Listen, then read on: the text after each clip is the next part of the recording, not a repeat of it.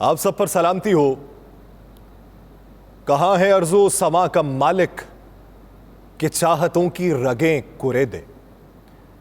हवस की सुर्खी रुखे बशर का हसीन गाजा बनी हुई है। कोई मसीहा इधर भी देखे, कोई तो चारागरी को उतरे। उफक का चेहरा लहू में तर है, जमी जनाजा बनी हुई है। नाज़रीन, मैं हूँ यासिर रशीद और आप मेरा व्लॉग देख रहे हैं। नाज़रीन, निगरान वज़ीर आज़म अनवारुल हक काकड़ की ज़ेर सदारत बिजली के नरखों पर और बिलों पर कल हंगामी इजलास हुआ था।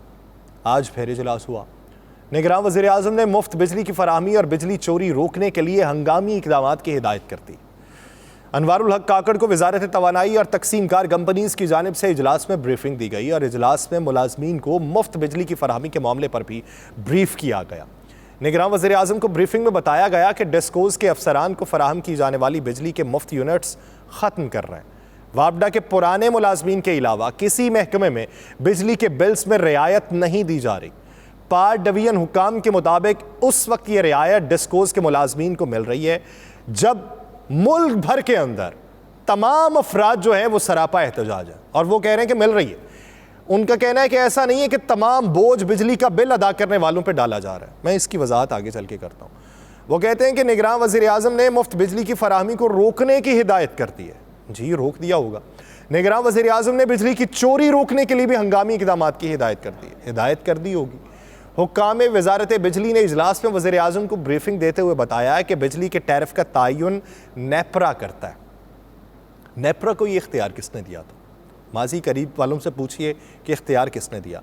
कंज्यूमर प्राइस इंडेक्स के तहत बिजली की कीमतों में रद्दो बदल होता है। फ्यूल प्राइस एडजस्टमेंट की वजह से भी बिजली की कीमतों में फ़र्क पड़ता है। दरामदी कोयले की कीमत में भी 51,000 से 61,000 रुपए फी मैट्रिक रही है, जिसकी वजह से यह फ़र्क पड़ता है। यहाँ पे सवाल यह है कि आप कहते हैं चोरी रोक दी जाए। पिछले 60 सालों के अंदर तो चोरी रोकी ना जा सकी। ये IPPs आए, हमारे सरों के ऊपर मुसल्लत कर दिए गए, तब तो चोरी रोकी ना जा सकी। IPPs को किसने सहूलियात फराहम की, उनसे तो बासपुरस हो नहीं सकी। लाइन लॉसेस की मद में हमारे ही कंधों के ऊपर बारे गिरा रखा गया और हम भरते रहे। हम टैक्स फाइलर होने के बावजूद भी किराए के मकानों में रहते रहे और किराया अदा करने के साथ साथ मालिक मकान अगर टैक्स पेयर नहीं होता रहा तो हम उसकी भी गलती खुद भुगतते रहे और हमने आपकी जेबों में पैसे डाले। लेकिन वो पैसा गया कहां पे? आपने हमसे लेवीज की मद में पेट्रोल की कीमत के अंदर इजाफा करते हुए पैसा वसूल किया। लेकिन यह बताइए कि लेवीज की मद में आपने किस हद तक उस डिपार्टमेंट के अंदर इस्लाहात नाफिज की? आप ये बताइए कि हमें लॉलीपॉप हर कोई आके देता रहा कि सस्ता पेट्रोल फराहम किया जाएगा, सस्ता पेट्रोल हासिल किया जाएगा। सस्ता पेट्रोल तो हासिल ना किया जा सका। हमें ये कहा जाता रहा कि महंगे बिजली के मंसूबे जो हैं मुल्क उसका मुतहम्मिल नहीं हो सकता और वही लगा के जाते रहे जिनकी जबान से ये अल्फाज अदा होते रहे। हमें अब की बार आके मुख्तलिफ लोग ये बातें कर रहे हैं कि टैक्सों के अंदर से, ये बिजली के बिलों के अंदर से टैक्सेस के खात्मे के लिए हम अपनी आवाज़ बुलंद करेंगे। लेकिन वो ये नहीं बताते रहे कि ये टैक्स हमारे अपने ही हाथों लगाए गए, इसकी हामी हम ही IMF के सामने भर के आए। ये कैसा ढिंडोरा पीटा जाता है? इन्हें ये लगता है कि ये पूरी आवाम जो है वो अल्जाइमर का शिकार हो चुकी है, उसकी शॉर्ट टर्म मेमोरी है। हम बरसर इक़्तिदार नहीं है तो हम निगरान हुकूमत के अगेंस्ट यहां पे अपोजिशन का किरदार अदा कर सकते हैं। हमने तो सांप पाले, सांपों को अपने हिस्से का दूध पिलाया, लेकिन वो डसने से बाज नहीं आते और हम भी सांपों को पालने से बाज नहीं आ रहे। पाकिस्तान के अंदर पार्ट डिवीजन के मुताबिक आइंदा बरस में 2 ट्रिलियन रुपए सिर्फ कैपेसिटी पेमेंट्स की मद में अदागियां करनी है। बिजली की कीमतों में इजाफे का बड़ा फर्क जो है वो 400 यूनिट से ज़ायद बिजली इस्तेमाल करने वालों पे लागू हुआ है।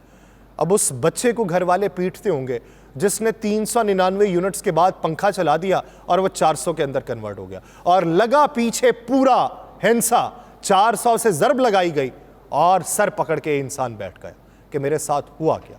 माजी के अंदर होता था 100 यूनिट का रेट और 200 यूनिट का रेट और 300 से ऊपर वालों का रेट और फिर उसको इकट्ठा किया जाता था और फिर एक बिल बनता था। अब आप बिल देखें, जितने यूनिट हैं वो एक ही हिस्से के साथ मल्टीप्लाई करके बिल आपको थमा दिया जाता है। फ्यूल प्राइस एडजस्टमेंट लगती है, फ्यूल प्राइस एडजस्टमेंट के ऊपर टैक्स लगता है, फ्यूल प्राइस एडजस्टमेंट की 4 इकसाम उसमें मुतारिफ करवाई जाती हैं, टीवी फीस उसमें ली जाती है, रेडियो फीस उसमें ली जाती है, आपके भाषा डैम के पैसे उसमें से जाते हैं।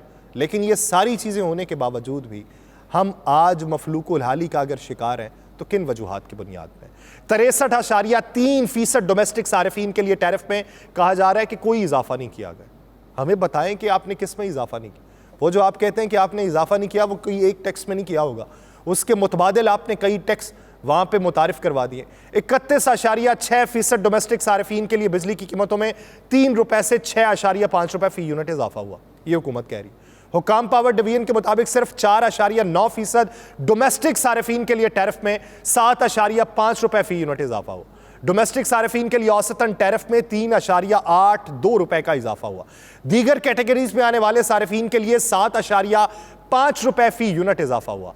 पावर डिवीजन ने ब्रीफिंग में बताया कि जुलाई 2022 में ज्यादा से ज्यादा बिजली का टैरिफ जो है वो 31.02 रुपए फी यूनिट था। ये ज्यादा से ज्यादा की बात कर रहे हैं। हमें ये समझ नहीं आती बुद्धू किसको समझते हैं, हमें ये समझ नहीं आती कम अक्ल कम फहम किसको समझते हैं। वो कहते हैं कि अगस्त 2023 में 33.89 रुपए फी यूनिट बिजली की कीमत है। 3 वाकयात ऐसे हैं जो मेरी आंखों के सामने घूमते हैं तो मेरे रोंगटे खड़े हो जाते हैं कि एक शख्स जो है वो एक हारी है, किसान है, और किसान भी वो कि जो अपनी जमीन के ऊपर काम नहीं करता, किसी की जमीन ठेके पे लेके काम कर रहा था। उसके 3 बच्चे थे।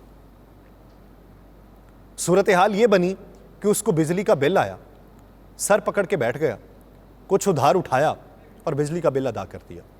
घर वालों को यह ताकीद की कि आइंदा महीने सोच समझ के पंखा चलाना, सोच समझ के बत्ती जलाना, रात के औकात में जल्दी सो जाना, सुबह को जल्दी उठना और बत्ती जलाने से गुरेज करना। लेकिन बिल फिर भी उसका 18,000 रुपये आ गया। वह 18,000 उसका बिल आया, उसके पास कोई और रास्ता नहीं था। वो उस कमरे में गया है जहां पे जो कुतरा जाता है, चारा कुतरा जाता है, वहां पे गया। पंखे की जगह खाली पड़ी हुई है, हुक वहां पे लगी हुई थी, उसी के साथ रस्सा बांधा है, दारे फानी से कूच कर गया। उसके दिल के ऊपर क्या बीती है? आप इस वक्त अस्पतालों के चक्कर लगाएं, दिल के अमराज, टेंशन के मरीज, उनकी तादाद में इजाफा हो चुका है। जाके देखें कितने लोग इस वक्त वहां पे मफलूकुल हाली का शिकार हुए पड़े और उन्हें समझ नहीं आ रही कि हमें टेंशन क्या मुसल्लत है। अद्वियात की कीमतों में जिस हद तक इजाफा हो चुका है, आप ये देखिए कि वो डब्बी जो आज से 3-4 महीने पहले 23,000 रुपए की मिलती थी, वो अब 56,000 रुपए की हो चुकी है। जो 8,000 रुपए की मिलती थी वो 28,000 रुपए की हो चुकी है। मैं कह दूं कि डबल कीमत हो गई। बरतानिया वाले कह दें कि हमारे साथ डबल हो गया। बरतानिया वाले कहते हैं कि हम जो 2 सेंट में चीज खरीदते थे अब 4 सेंट में खरीदना पड़ रही। हम जो पाउंड्स इस्तेमाल 2 करते थे अब 4 करना पड़ रहा है। जो 5 पाउंड्स में हमें चीजें मुयस्सर थी वो अब 10 पाउंड्स में, यानी उनके लिए तो 2 गुना कीमतें। हमारे तो ऊपर सरों के अजाब मुसल्लत हो गया हुजूर। हमने तो 200 गुना कीमतें इस वक्त अदा की हैं। हम किधर जाएंगे? वो बिजली का बिल जो पिछले साल 8,000 रुपए आ रहा था, इस बार 32,000 रुपए आ रहा है। तो बताइए हमारे साथ क्या हुआ? पर कैपिटा इनकम जो है अगर आपकी बड़ी नहीं है तो आपकी कम भी नहीं हुई बरतानिया वालों की। लेकिन यहां पे पर कैपिटा इनकम बढ़नी क्या थी, मुस्तहकम क्या रहनी थी? हम तो गिरावट का शिकार हो गए क्योंकि डॉलर बहुत बढ़ गया। हम किधर जाएंगे? हमारे हाल पे रहम कौन खाएगा? हमें कौन रास्ता बताएगा? और हमारे लिए बेहतरी के इम्कानात कौन रोशन करेगा? ये लम्हा फिक्रिया जो इस वक्त पैदा हो चुका है। आप कहते हैं कि सियासी मंजरनामे पे बात करें। क्या करूं मैं सियासी मंजरनामे पे बात? जब पेट की भूख सरों के ऊपर मुसल्लत होने लगे तो क्या हवाला दूं कि इस केस में किस जज ने क्या गलत किया था? क्या हवाला दूं कि उसे पाबंदे सलासिल कर दिया गया? क्या हवाला दूं कि आपने उसे पाबंदे सलासिल करके आपने बहुत से लोगों को, कारकुनान को सड़कों पर आने से रोक लिया? लेकिन ये जो अब आवाम सड़कों पर आने लगी है, ये जो आपके गले का ताक बनने लगी है, इसको क्या कहेंगे? इसके ऊपर कौन सा सानेहा डालेंगे?